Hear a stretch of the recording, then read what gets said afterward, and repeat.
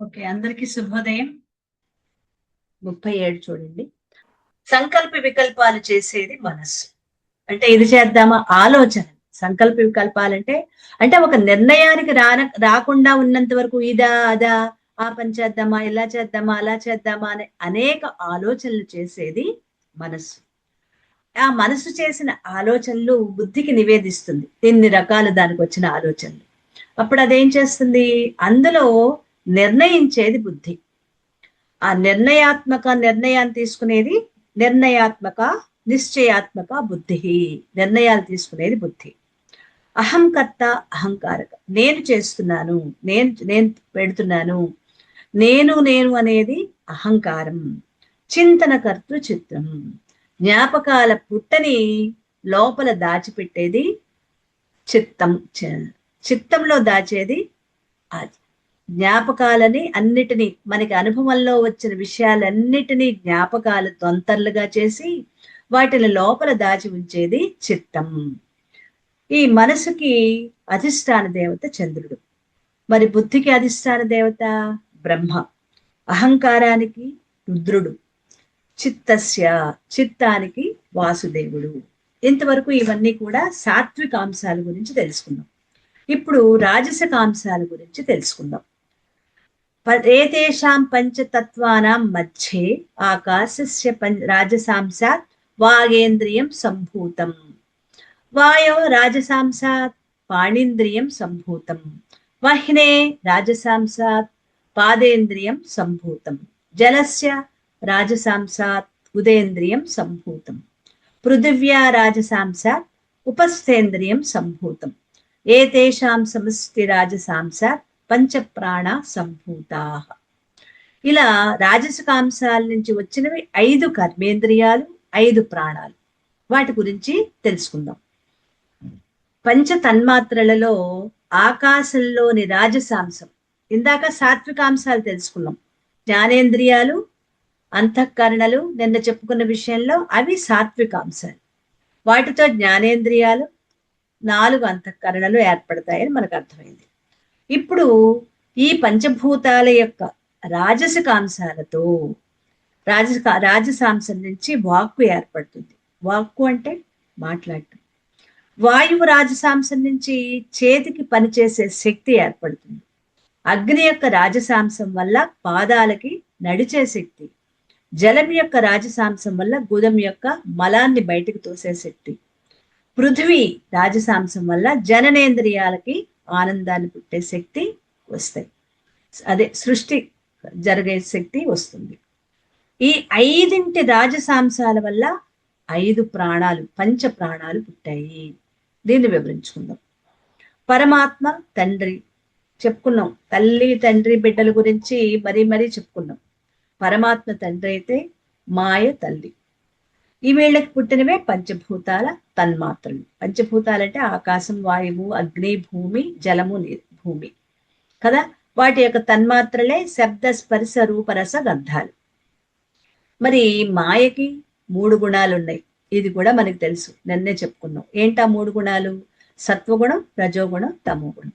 సత్వగుణం నుంచి వచ్చినవి జ్ఞానేంద్రియాలు, 4 అంతఃకరణలు. జ్ఞానేంద్రియాలేమో బాహ్యకరణలు అంటారు, బయటకు ఉంటాయి కాబట్టి.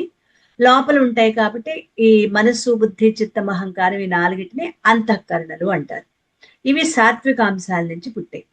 మరి రాజసికాంశాల నుంచి ఏం పుట్టాయి? మాయ యొక్క రాజసికాంశాల నుంచి. అవి పిల్లలకి వచ్చాయి. అంటే ఈ 3 గుణాలు కూడా పిల్లలకి అంటే ఈ ఆకాశము మొత్తం పంచభూతాలకి వచ్చాయి. అంటే తన్మాత్రలు అంటే గుర్తుపెట్టుకోండి, పంచభూతాలంటే ఆకాశం, వాయువు. అవి తన్మాత్రలంటే శబ్ద స్పర్శ రూపరసగంధాలు. అంటే ఆకాశానికి చెందిందే శబ్దము, తన్మాత్ర. ఆకాశ తన్మాత్ర శబ్దము. అలాగే వాయు తన్మాత్ర స్పర్శ. వాయువు యొక్క తన్మాత్ర స్పర్శ. శబ్దం యొక్క తన్మాత్ర ఆకాశం. శబ్దం శబ్దం.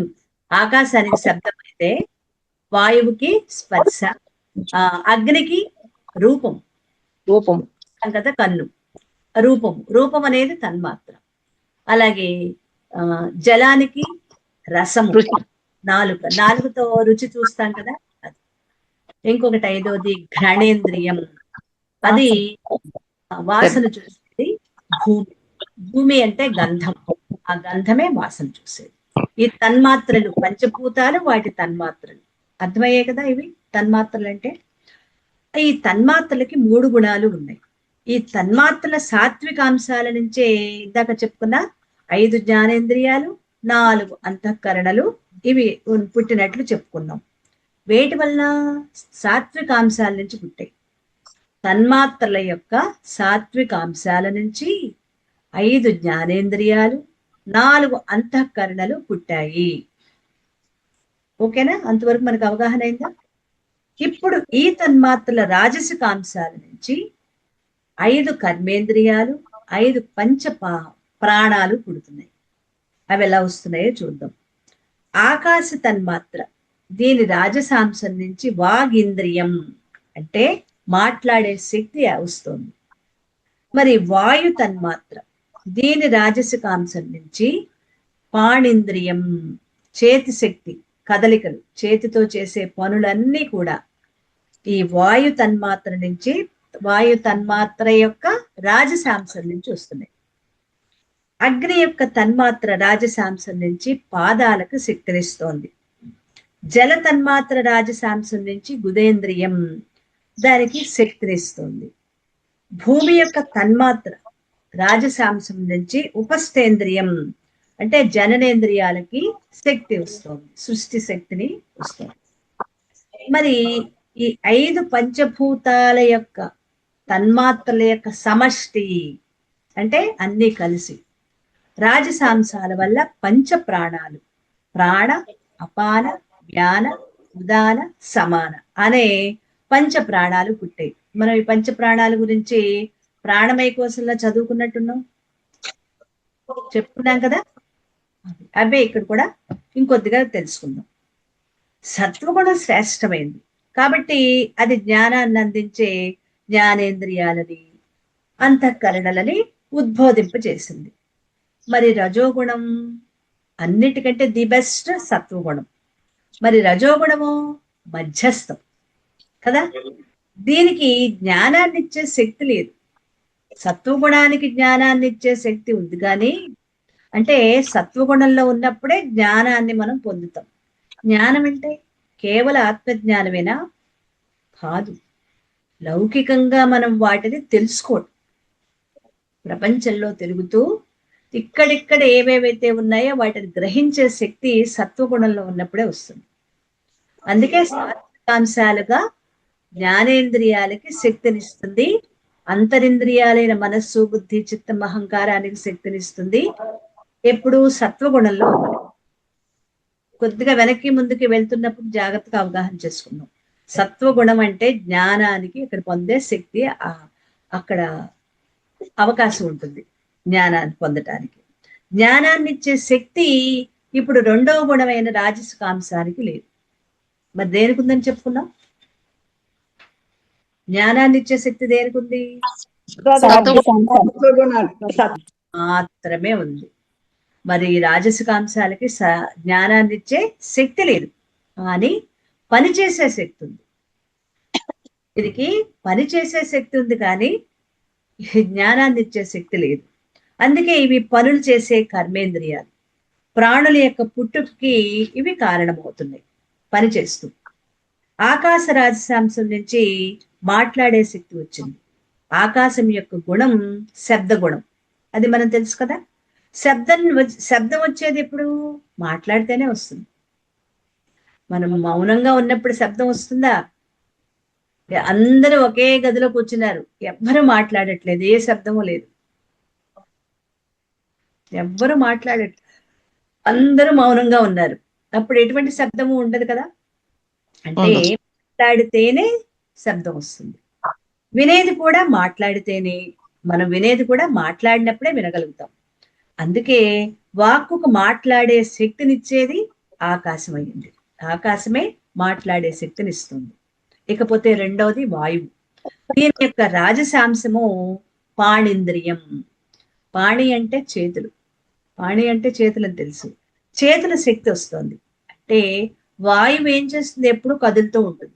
వాయువు ఒక్క చోట నిలకడగా ఉంటుందా? వాయువు కదులుతోంది కాబట్టే మనకి శ్వాస ఒకటి పీల్చుకోగలుగుతున్నాం, మన శరీరానికి వస్తుంది. అవి చేతులకి అలా కదలికలే, వాయువు యొక్క కదలికలు ఎలాగో అలా చేతులకు శక్తి వాయువు వల్లే వస్తుంది. ఎందుకు? వాయువుకు స్పర్శ గుణం ఉంది. ముట్టుకుంటే తెలుస్తుంది కదా వాయువు ఉందా లేదా అని. మనకి శరీరం నుంచి ఇలా వెళ్తే అబ్బా చల్లగా ఉంది, అయ్యో ఇప్పటిదాకా ఉక్కపోసింది, కరెంట్ పోయింది, ఉక్కపోసింది, ఇప్పుడు కరెంట్ వచ్చింది, ఫ్యాన్ వచ్చింది, ఇప్పుడు ఎలా ఉంది, అమ్మ చల్లగా ఉంది. ఎలా తెలిసింది? కంటితో చూసామనా? కాదు, శరీరానికి తగిలిన స్పర్శ. ఈ స్పర్శ చేతితో తాగితే స్పర్శ తెలుస్తుంది. కాబట్టి వాయువు నుంచి పాణింద్రియం, ఇది రాజసికాంశం. ఓకేనండి. మూడవది అగ్ని రాజసాంశం, పాదేంద్రియం, పాదాలు, 2 కాళ్ళు. పాదాలకి శక్తి వచ్చింది అంటే అగ్ని అన్నిటినీ మోసుకు వెళ్తుంది. ఇప్పుడు యజ్ఞం చేస్తున్నప్పుడు, ఏ దేవతలకైనా యజ్ఞం చేస్తున్నప్పుడైనా సరే, అలాగే పితృదేవతలకు కార్యం చేస్తున్నా సరే, అప్పుడు కూడా అగ్ని ముఖం ద్వారానే వాళ్ళకి అందజేస్తుంటారు. అంటే చెప్పాలంటే అగ్ని ఒక పోస్ట్ మ్యాన్ లాంటి వాడు. ఆయన ద్వారా మామూలు యజ్ఞం అయితే మామూలు దేవతలకి, ముక్కోటి దేవతలకి, అదే పితృదేవతల యజ్ఞం జరుగుతున్నప్పుడు, అంటే పితృదేవతల యజ్ఞం అంటే మనకి తెలుసును, దాన్నే ఆబ్దీకం అంటాం కదా. ఆ ఆబ్దీకం జరుగుతున్నప్పుడు చేసే క్రియలో ఆ పితృదేవతలకి అగ్నిముఖం ద్వారా ఇస్తూ ఉంటారు. ఈ అగ్నే తీసుకువెళ్ళి వాళ్ళకి ఎవరికి స్వహానో స్వధానో ఎవరికి ఇవ్వాలో వాళ్ళకి అందిస్తూ ఉంటారు. మనం ఎవరికి అందించాలి అంటే, ఎవరి పేరు పెట్టి పిలిచి అగ్నిలో వేస్తామో ఆహుతులు, వాళ్ళని పిలిచి వాళ్ళకి అందజేస్తాడు అగ్నిదేవుడు. అంటే ఒక రకమైన పోస్ట్ మ్యాన్ లాంటి వాడు కదా. అలా అగ్ని రాజసాంశం నుండి పాదేంద్రియం, పాదాల నుంచి శక్తి వచ్చింది. అగ్ని అన్నిటినీ మోస్తుంది. మరి పాదాలు మన శరీరాన్ని మోయటల్లా, ఇంత భారీ శరీరాన్ని మోసుకుంటూ వెళ్ళేవేవి పాదాలు. ఇంకా తర్వాతది జల రాజసాంశం, ఇది గుదేంద్రియం. జలం పైనుంచి కింద పడుతుంది. జలం ఎప్పుడు కూడా కింద నుంచి పైకి వెళ్ళదు. అదేంటండి, మేము మోటార్లో భూమి లోపల నీరు పైకి వెళ్తోంది కదండి, ట్యాంక్ లోకి వెళ్తోందిగా, అది వెళ్ళమంటే వెళ్తుందా? మనం ఏం చేస్తున్నాం, కొత్త మోటార్ ఉంది, దాని ద్వారా పంపిస్తున్నాం కాబట్టి. కానీ జలం యొక్క అసలు స్వభావం ఏంటి? పైనుంచి కిందకి పడి కదా. అగ్ని కింద నుంచి పైకి లేస్తుంది, జలం పైనుంచి కిందకి పడుతుంది. ఆ రెండిటికి ఉన్న తేడా గమనించదాం. ఆ పైనుంచి కిందకి పడుతుంది. అలాగే మన శరీరంలోని మలమూత్రాలను బయటకు నెట్టివేసేది ఈ ఉదయేంద్రియం. ఇకపోతే భూమి. ఈ భూమి గట్టి పదార్థం. ఈ మట్టికి చెందిన బీజాన్ని పురుష శరీరం నుండి స్త్రీ శరీరానికి పంపే శక్తి ఈ జననేంద్రియాలది. ఈ భూమి వృక్షాలకి జన్మనిస్తుంది, జననేంద్రియాలకి, ప్రాణాలకి జన్మనిస్తుంది. జననేంద్రియాలకి లోపల వీర్యానికి ఒక వీర్య కణం మాత్రమే ప్రాణంతో ఉంటుంది, జీవం ఉంటుంది దానికి. అది మాత్రమే తల్లి గర్భంలో ప్రవేశిస్తుంది. మిగిలిన ఎన్ని కోట్ల వీర్య కణాలున్నా వాటికి జీవం ఉండదు. కాబట్టి అవి వేస్ట్ అయిపోతాయి. ఒకే ఒక్క దానికి మాత్రమే జీవం ఉంటుంది. అదే తల్లి లోపలి అండాన్ని తొలుచుకొని లోపలికి వెళ్తుంది. 5 పంచభూతాల తన్మాత్రల సమిష్టి రాజసాంశం నుంచి పంచ ప్రాణాలు వచ్చాయి. అంటే 5 గురించి, ఆకాశం తన్మాత్ర, వాయు తన్మాత్ర, ఇంకా అగ్ని తన్మాత్ర, జల తన్మాత్ర, భూ తన్మాత్ర, ఈ 5 తన్మాత్రల సమిష్టి రాజసాంశాల నుంచే 5 ప్రాణాలు వచ్చాయి. అలాగే 5 ప్రాణాలు కూడా ఒక్కటే. ఈ పంచభూతాల యొక్క తామసాంశాల నుంచి పంచభూతాలు ఎలా పుట్టాయో ఇక్కడ మనం చూద్దాం. స్థూల శరీరం ఎలా వస్తుందో ఇక్కడ మనం కొద్దిగా తెలుసుకుందాం. మన శరీరం ఎలా వచ్చింది? 5 పంచభూతాల యొక్క తామసాంశాల సమిష్టి తామసాంశాల నుంచి పంచవాయువులు వచ్చాయి. ఇంతవరకు తెలుసుకున్నాం కదా, సరిపోతుంది. దాని గురించి ముందు వచ్చినప్పుడు మళ్ళీ తెలుసుకుందాం. ఏతేషాం పంచతత్వానాం తామసాంసాత్. తర్వాత చూడండి, పంచీకృత పంచతత్వాని భవంతి. ఇప్పటి వరకు చెప్పుకున్న రాజసాంసాలు అవగాహన అయ్యాయా? కర్మేంద్రియాలు ఎలా ఏర్పడ్డాయో మనకి తెలిసాయిగా. మరొకసారి చెప్పుకుందాం. ఆకాశ రాజసాంసం నుంచి మాట్లాడే శక్తి, వాయువు యొక్క రాజసాంసం నుంచి చేతులకి, వాయువు కదులుతూ ఉంటుంది కదా, చేతులకు పనిచేసే శక్తి. అదే అగ్ని యొక్క రాజసాంసం నుంచి పాదాలకి మోసే శక్తి, అన్నిటినీ మోసి తీసుకువెళ్తూ ఉంటుంది కదా, మరి శరీరాన్ని మోసి బయటకు తీసుకెళ్ళట్లా అటు ఇటు. జల రాజసాంసం నుంచి మలమూత్రాలను కిందకి నెట్టివేసే శక్తి. భూమి యొక్క రాజసాంసం బీజాన్ని తల్లి గర్భంలోకి వేసే శక్తి. సృష్టి యొక్క శక్తి ఇలా ఏర్పడుతుంది ఉపస్థేంద్రియం ద్వారా. ఇంతవరకు వచ్చే ఈ 5 యొక్క సమిష్టి రాజసాంశాలతో పంచ ప్రాణాలు, ప్రాణ అపాన వ్యాన ఉదాన సమానం అనేవి ఏర్పడ్డాయి. ఓకేనా? ఇంతవరకు అర్థమైందా రాజసాంశాలు? ఇప్పుడు తామసాంశాల దగ్గరికి వెళ్దాం. అసలైంది ఇక్కడ అన్నమాట. మన శరీరం ఎలా ఏర్పడింది? ఏతేషాం పంచతత్వానాం తామసాంసాత్ పంచీకృత పంచతత్వాని భవంతి. ఇంతవరకు ఈ పంచతత్వాల తామసాంశాల నుంచి పంచీకరణం జరిగి పంచ మహాభూతాలు పుడతాయి. అసలు ఈ ఆకాశము, వాయువు ఇవన్నీ ఎలా పుట్టాయో మళ్ళీ వివరిస్తున్నారు. అది తామసాంశాల నుంచి ఎలా పుట్టాయి. మనకి సాత్విక అంశాలు తెలిసాయి, జ్ఞానేంద్రియాలు, అంతఃకరణలు, అంతవరకు మనకు అవగాహన ఉంది. రాజసాంశాల నుంచి 5 కర్మేంద్రియాలు, పంచప్రాణాలు, ఇంతవరకు కూడా మనకు అవగాహన అయింది. ఇప్పటి వరకు ఎన్నయ్యాయి? 19 అయ్యాయి. 19 అయ్యాయా? 5 జ్ఞానేంద్రియాలు, 4 అంతఃకరణలు, 9 అవి సాత్వికాంశాలు. పంచభూతాల యొక్క సాత్వికాంశాల నుంచి 5 కర్మేంద్రియాలు, పంచప్రాణాలు 10 ఇవి పంచభూతాల తన్మాత్రల రాజసాంశాల నుంచి ఏర్పడ్డాయి. ఇప్పుడు తామసాంశాలు, మూడోదైన తామసాంశాల నుంచి ఏం ఏర్పడుతున్నాయో ఇక్కడ మనం తెలుసుకుందాం. ఈ పంచతత్వాల తామసాంశాల నుంచి పంచీకరణం జరిగి పంచ మహాభూతాలు ఏర్పడుతున్నాయి. ఇంతవరకు 5 జ్ఞానేంద్రియాలు, 4 అంతఃకరణలు, 5 కర్మేంద్రియాలు, 5 ప్రాణాలు, మొత్తం సూక్ష్మ శరీరానికి సంబంధించిన 19 తత్వాలు. ఇవన్నీ ఈ 19 తత్వాలు దేనివి? సూక్ష్మ శరీరానివి. మనకి 3 శరీరాలు ఉన్నాయా?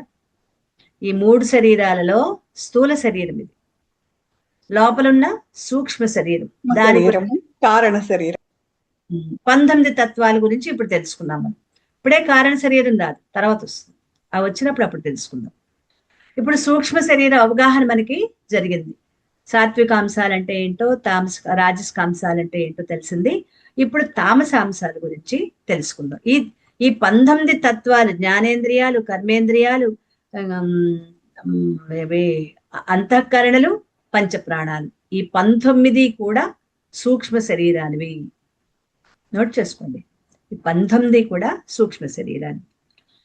ఈ 19 తత్వాలు ఎలా వచ్చాయో తెలుసుకున్నాం. 5 జ్ఞానేంద్రియాలు, 4 అంతఃకరణల తన్మాత్రల సాత్వికాంశాల నుంచి వస్తే, 5 కర్మేంద్రియాలు, 5 పంచప్రాణాల తన్మాత్రలు రాజసాంశాల నుంచి వచ్చాయి. అంటే ఇప్పుడు మనం చెప్పుకున్నదే మళ్ళీ వివరించుకుందాం. ఈ తన్మాత్రలు ఎలా ఉంటాయి? సూక్ష్మంగా ఉంటాయి. శబ్దం ఉందండి, అది ఏమైనా కంటికి కనిపిస్తోందా? శబ్ద స్పర్శ రూప రసగంధాలు ఏవి కూడా కనిపించవు. అవి మనం చేత్తో ముట్టుకునేవి కాదు, అవి సూక్ష్మంగా ఉంటాయి. చెవి కనిపిస్తుంది, కన్ను కనిపిస్తుంది, ముక్కు కనిపిస్తుంది, నాలుగు కనిపిస్తుంది, చర్మం కనిపిస్తుంది, కానీ వాటి తన్మాత్రలు సూక్ష్మంగా ఉంటాయి.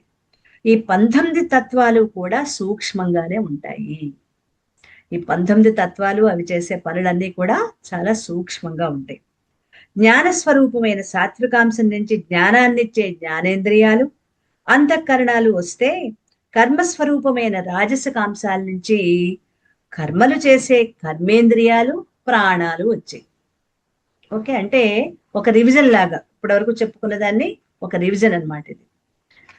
ఇప్పుడు స్థూల శరీరం ఎలా వస్తుందో చెప్పాలి. ఇంతవరకు సూక్ష్మ శరీరం మనకి అవగాహన అయిపోయింది. స్థూల శరీరం ఎలా వచ్చింది? స్థూల శరీరం సూక్ష్మభూతాల అంటే తన్మాత్రల నుంచి వచ్చే వీలు లేదు. తన్మాత్రల నుంచి సూక్ష్మభూతాల నుంచి సూక్ష్మ శరీరం వచ్చేసింది. కాబట్టి సూక్ష్మభూతాలు ముందుగా స్థూల భూతాలుగా మారాలి. సూక్ష్మభూతాలంటే తన్మాత్రలు, ఏవేవి శబ్దస్పర్శ రూపరసగంధాలు. అవి స్థూల శరీరం ఏర్పడిపోయింది, సూక్ష్మ శరీరం ఏర్పడిపోయింది. ఇప్పుడు దాంతో స్థూల శరీరం, కంటికి కనిపించే శరీరం ఏర్పడదు. ఇది మనకు అవగాహన అయిపోయింది. ఆల్రెడీ సూక్ష్మ శరీరం ఏర్పడిపోయింది. ఇప్పుడు కనిపించే శరీరం ఎలా ఏర్పడుతుందో చూద్దాం. సూక్ష్మభూతాలు ముందుగా స్థూల భూతాలుగా మారాలి, అంటే కంటికి కనిపించే వాటిగా మారాలి. మరి సూక్ష్మభూతాలు స్థూల భూతాలుగా ఎలా మారుతాయి? కంటికి కనిపించనివి ఇవి కంటికి కనిపించే వాటిగా ఎలా మారుతాయి అంటే, సూక్ష్మభూతాల తామసాంశాలు పంచీకరణం చెందాలి. పంచ అంటే 5. ఆ 5 ఒకదాంట్లో ఒకటి ఇమడాలి. ఎలా ఇమడాలో వాటికి నిష్పత్తులు ఉంటాయి. మనం చిన్నప్పుడు చదువుకున్నాం రేషియోలని. ఆ నిష్పత్తుల ప్రకారమే అవి ఆ పంచభూతాలుగా, కంటికి కనిపించే భూతాలుగా అంటే పంచభూతాలుగా మారుతాయి. అలా స్థూల పంచభూతాలతో స్థూల శరీరం తయారవుతుంది. ముందుగా అసలు పంచీకరణం అంటే ఏంటో తెలుసుకుందాం. ఇది చాలా ముఖ్యమైనది. 41 చూడండి. 41 మంత్రం పంచీకరణం.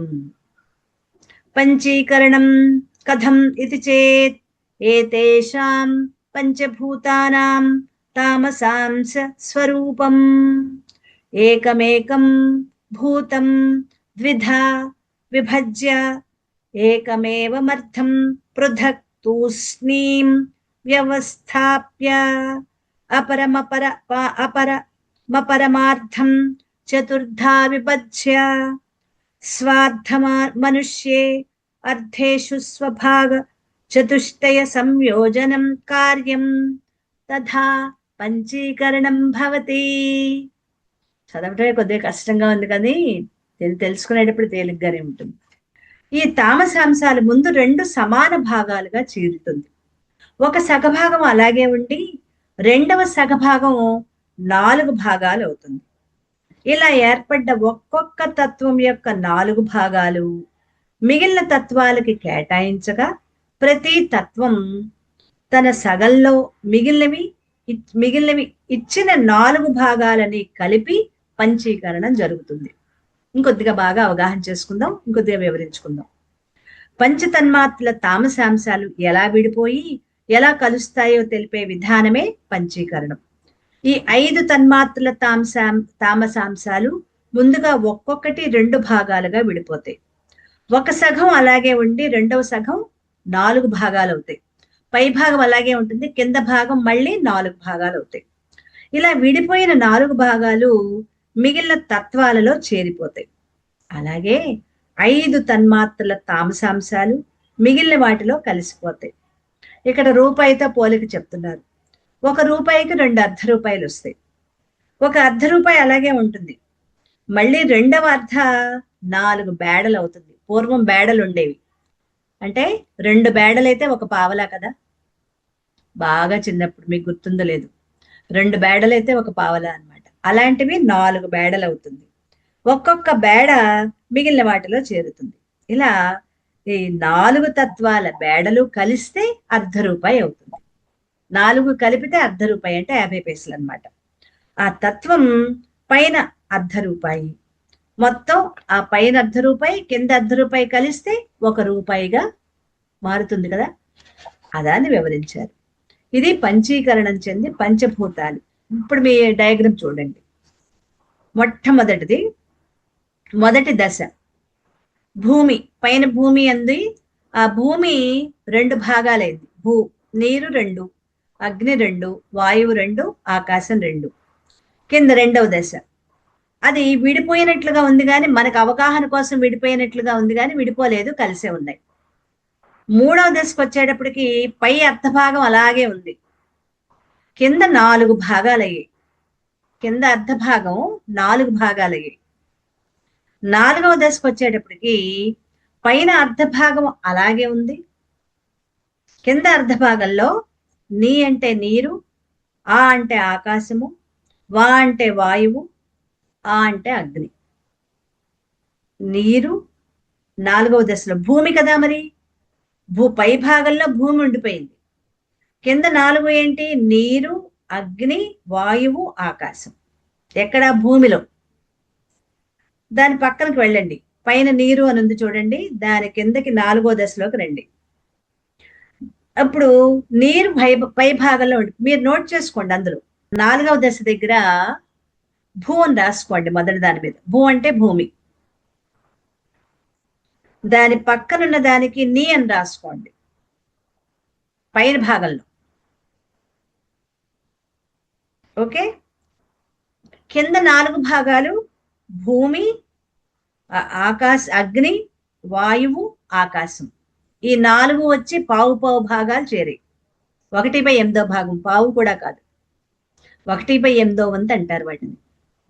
ఈ 1/8 వంతు భాగాలుగా ఈ 4 భాగాల్లో మిగిలిన పైన నీరు అలాగే ఉంది, కింద భూమి, ఆకాశం, అగ్ని, వాయువు, ఆకాశము చేరి. ఇప్పుడు 3వ దాని దగ్గరికి రండి. అగ్ని, పైన అగ్ని, పై అర్ధ భాగం మేడం. రెండోది భూమి రాసుకోవాలా? పైది మొదటి దాన్ని మొట్టమొదటి 4వ దశలో 1 ఉంది కదండి, అక్కడ భూమి రాసుకో. 1 భూమి. ఓకే, 1 భూమి, 2వది నీరు. పైన చూస్తే తెలుస్తుంది మీకు అర్ధభాగం. పైనుంచి కిందకి మనమే మళ్ళీ మర్చిపోతామేమని రాసుకుంటున్నాం, కానీ పైన ఆల్రెడీ ఉంది. 4వ దశలో కింద చిన్న అక్షరాలు ఇచ్చాడు, కానీ పై దాంట్లో ఖాళీ ఉంచాడు కదా, అక్కడ మన గుర్తు కోసం రాసుకుంటాం. మొదటిది భూమి, 2వది నీరు. 3వ దాని దగ్గరికి వచ్చేప్పటికి అగ్ని. దాని కింద 4 భాగాలు భూమి, నీరు, వాయువు, ఆకాశం కదా. 4 దగ్గరికి రండి. వాయువు 4 సగభాగం వాయువు, మిగిలినవి భూమి, నీరు, అగ్ని, ఆకాశం. ఆ 2 పక్కన చేరి. ఆ అంటే అగ్ని, ఆ అంటే ఆకాశం. చివరిదైన ఆకాశానికి భూమి, నీరు, అగ్ని, వాయువు. ఇవి ఒకదానితో ఒకటి ఇలా సంయోగం చెంది మొదటి స్థూలభూతం భూమిగా, 2వది కలిసిపోయి చూడండి. అన్ని కలిసిపోయా. భూమిలోనే 4 కలిసిపోయాయి, నీరులో 4 కలిసిపోయాయి, అగ్నిలో 4 కలిసిపోయాయి, వాయువులో 4 కలిసిపోయాయి, ఆకాశంలో 4 కలిసిపోయాయి కదా. ఇప్పుడు ఒకటే ఓవెల్ షేప్ లోకి వచ్చేసింది. అది అలా ఏర్పడినవే. ఇప్పుడు 42వ శ్లోకం చూస్తూ, మంత్రం చూస్తూ దాన్ని వివరించుకుందాం. ఏతేభ్య పంచీకృత పంచమహాభూతేభ్య స్థూల శరీరం భవతి ఏవం పిండ బ్రహ్మాండయోరైక్యం సంభూతం. ఇది వివరించుకుందాం. ఇది వివరణ అయిపోయిన తర్వాతే మనం ఇంకొక ప్రకరణంలోకి వెళ్దామండి. ఈ పంచీకరణం చెందిన పంచమహాభూతాల నుంచే స్థూల శరీరం వస్తుంది. ఇలా పిండ బ్రహ్మాండాలు ఏకమే. పిండము, బ్రహ్మాండము. పిండము అంటే ఈ శరీరము, బ్రహ్మాండము అంటే అంతా ఉంది, బయట ఉన్నది, అంతా ఒక్కటి. పంచతన్మాత్రలు పంచీకరణం చెంది స్థూల పంచమహాభూతాలుగా తయారయ్యాయి. ఈ పంచమహాభూతాలు కలిసి స్థూల శరీరం ఏర్పడింది. స్థూల శరీరంలో ఈ 5 స్థూల భూతాలు ఉన్నాయి. 5 ఉన్నాయి. భూమి ఉంది, నీరు, అగ్ని, వాయువు, ఆకాశం ఈ దేహంలో ఉన్నాయి. శరీరంలోని ఎముకలు మొదలైన గట్టి పదార్థాలు భూమికి చెందినవి. గోళ్ళు, ఎముకలు, జుట్టు ఇవన్నీ కూడా గట్టి దంతాలు, ఇవన్నీ కూడా భూమికి చెందినవి.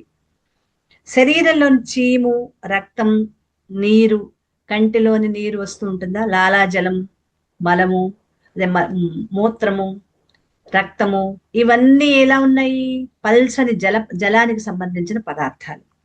ద్రవ పదార్థాలన్నీ నీటికి సంబంధించినవి. శరీరంలోని ఉష్ణోగ్రత అగ్నికి సంబంధించింది. అలాగే మనం తిన్నప్పుడు జఠరాగ్ని ఉందా, అది కూడా అగ్నికి సంబంధించింది. శరీరం నిలవటానికి కావలసిన ప్రాణవాయువు ఏది? ఉచ్ఛ్వాస నిశ్వాసలు. ఆ ఉచ్ఛ్వాస నిశ్వాసల ద్వారా వాయువు లోపలికి బయటికి కదులుతూ ఉంటుంది కదా, అది వాయువుకు సంబంధించింది. శరీరంలో ఉన్న ఖాళీ ప్రదేశం అంతా కూడా ఆకాశానికి చెందింది. ఇలా బాహ్యంగా, బాహ్యంగా అంటే బయట బ్రహ్మాండంలో ఉన్న పంచభూతాలే లోపల పిండాండంలో ఉన్న పంచభూతాలు. అంటే బ్రహ్మాండం అంటే మన కంటికి కనిపించే ఈ ప్రపంచం. ఈ ప్రపంచంలోనూ పంచభూతాలు తెలుసు మనకి కదా. భూమి, నీరు, అగ్ని, వాయువు, ఆకాశం మనకి కంటితో చూసేవి. అంటే వాయువు, ఆకాశం కంటికి కనిపించవు, కానీ అగ్ని, జలము, భూమి కంటికి కనిపిస్తాయి. అవి మనం ఫీల్ అవుతాం. వాయువు తెలుస్తూ ఉంటుంది. ఆకాశం అంటే ఖాళీ ప్రదేశం. శబ్దం ఎక్కడైతే వస్తుందో అదే ఆకాశం. కాబట్టి వాటన్నిటినీ మనం బయటే మనకి చూస్తూ ఉంటాం, అంటే మనకి తెలుస్తూ ఉంటాయి. ఇవే కాబట్టి బ్రహ్మాండంలోనివే. పిండాండంలో ఏ భేదము లేదు. మన లోపల ఉన్న ఈ పంచభూతాలు బయట ఉన్న పంచభూతాలకి ఎటువంటి భేదము లేదు. రెండు ఒకటే. కాకపోతే బ్రహ్మాండం పెద్దది, పిండాండం, పిండాండం అంటే శరీరం, ఇది చిన్నది, అంతే. కాబట్టి పిండాండాలకి ఐక్యత సిద్ధించినట్లే అందులో ఉన్న పంచభూతాలు బయట ఉన్న పంచభూతాలు రెండు ఒక్కటే. వీటి ద్వారా మనకి ఏం తెలుస్తుంది, ఏం తెలుసుకోవాలి అంటే బ్రహ్మాండం ఏదో అదే పిండాండం. బయట ఏదైతే ఉందో అదంతా నీ లోపలే ఉంది. మన పెద్దవాళ్ళు చెప్తూ ఉంటారు, బయట ఏదైతే ఉందో అదే నీలో ఉంది అంటారు. మనకేమో అర్థం కాదు. ఇప్పుడు అర్థమైంది కదా. బయట కనిపించే, బయట మనం తెలుసుకునే పంచభూతాలు మన లోపలే ఉన్నాయి. కాబట్టి బ్రహ్మాండం అంతా పరమాత్మ నుంచే వచ్చింది. ఈ లెక్కన బ్రహ్మాండం పరమాత్మ నుంచి వస్తే మరి మరి అది ఇది ఒకటైనప్పుడు నువ్వేమవుతావు? నువ్వు కూడా పరమాత్మ నుంచి వచ్చావు కదా. మరి పిండాండము అది కూడా పరమాత్మ నుంచే వచ్చింది. బ్రహ్మాండం అంతా పంచభూతాత్మకం. కంటికి కనిపించేదంతా పంచభూతాలతో ఏర్పడింది. అలాగే మన లోపల ఉన్న ఈ పిండాండం కూడా పంచభూతాత్మకం. బ్రహ్మాండం అంతటా ఆ పరమాత్మే ఉన్నాడు. మరి ఉన్నప్పుడు ఈ పిండాండంలో ఉన్నది కూడా అంతా పరమాత్మే. మరి పరమాత్మని ఎక్కడ వెతకాలి? బ్రహ్మాండంలోనా, పిండాండంలోనా? నీ లోపల వెతుకుతావా, బయట వెతుకుతావా? అదే అడుగుతున్నారు. నువ్వు ఎక్కడ వెతుకుతావు పరమాత్మని? బ్రహ్మాండంలో వెతుకుతావా, నీ లోపల పిండాండంలో వెతుకుతావా? ఈ లోపలే ఉన్న పరమాత్మని. కోట్ల మైళ్ళ వైశాల్యం గల బ్రహ్మాండంలో వెతకటం తేలిక, లేక కొన్ని అడుగుల వైశాల్యం గల ఈ పిండాండం. అడుగులు అంటే మన శరీరం ఎన్ని అడుగులు? 5 అడుగులు కూడా ఉండదు, పోనీ 5-6 అడుగులు, అంతే కదా. ఇందులో తేలిక వెతకటం, కొన్ని వేల కోట్ల వైశాల్యం గల బ్రహ్మాండంలో వెతకటం తేలిక, కొన్ని అడుగుల వైశాల్యం గల పిండాండంలో వెతకటం తేలిక. ఇది తెలుసుకొని మన దేహంలోని నఖశిఖ పర్యంతం వ్యాపించి ఉన్న పరమాత్మని వెతకాలి. ఇదే సులువైన మార్గం అని తెలుసుకుని, ఈ దేహమే దేవాలయమని, ఇందులో ఉన్న జీవుడే సనాతనమైన దేవుడు అనే దాన్ని తెలుసుకుని నీ అజ్ఞానాన్ని వదిలిపెట్టి సోహం భావనలో పూజించు అని శృతి మనకి మరీ మరీ చెప్తాం. శృతి అంటే వేదం. దేహో దేవాలయ ప్రోక్త జీవో దేవ సనాతన త్యజేత్ అజ్ఞాన నిర్మాల్యం సోహం భావేన పూజయేత్. ఎక్కడో వెతకద్దు, నీ లోపలే వెతుకు. దేహమే దేవాలయం. ఈ జీవుడే సనాతనమైన దేవుడు. సనాతనం, పురాతనం, ఎప్పటి నుంచో ఉన్న జీవుడే దేవుడు. చదేత్ అజ్ఞాన నిర్మాల్యం, నీ లోపల అజ్ఞానాన్ని తొలగించుకో. సోహం భావేన పూజయేత్, సోహం భావనతో వెతుక్కో. అప్పుడు నువ్వే పరమాత్మ అవుతావు. ఇది ఆదిశంకరాచార్యులు వివరించింది. ఓకేనండి. స్థూల శరీరం ఎలా ఏర్పడిందో కూడా మనకి, స్థూల సూక్ష్మ శరీరాలు రెండు కూడా మనకు అర్థమయ్యాయి. తామసిక అంశాలతో ఏర్పడింది. మన తన్మాత్రల యొక్క సూక్ష్మభూతాలన్నీ కూడా సూక్ష్మ శరీరంగా వస్తే అవి పంచీకరణం చెందిన పంచభూతాలు ఈ స్థూల శరీరంగా ఏర్పడ్డాయి. ఏది? తామసిక అంశాలతో ఏర్పడింది. ఓకే. తర్వాత నుంచి మనం 4వ ప్రకరణం, జీవేశ్వర ఐక్యత. జీవుడికి ఈశ్వరుడు. జీవుడంటే అంతటా ఉన్న పరమాత్మ, నాలోని పరమాత్మ యొక్క ఐక్యత. ఇప్పటి వరకు శరీరాలు ఎలా తయారయ్యాయో తెలిసాయి కాబట్టి ఇక్కడ రాబోయే ప్రకరణం అంతా కూడా జీవేశ్వర ఐక్యత. అంటే ఆత్మ చైతన్యం పరమాత్మ ఒక్కటే. అది ఎలాగో ఇప్పుడు ఒకటే అని అండాండ పిండాండాల్లో వెతుకుతుంటే మనకి ఇందులో వెతకాలనే తెలిసింది కదా. ఈ శరీరంలోనే వెతకాలి తప్ప మనం బయట వెతకక్కర్లేదు. అది ఎలా వెతుకుతూ మనం అలా చేరుకుంటాం అన్నది, ఆ రెండిటి యొక్క ఐక్యత ఎలా ఉంటుంది అన్నది 4వ ప్రకరణలో మనం తర్వాత క్లాసులో చెప్పుకుందాం. ఓకే అండి, వచ్చే వారం కలుసుకుందాం.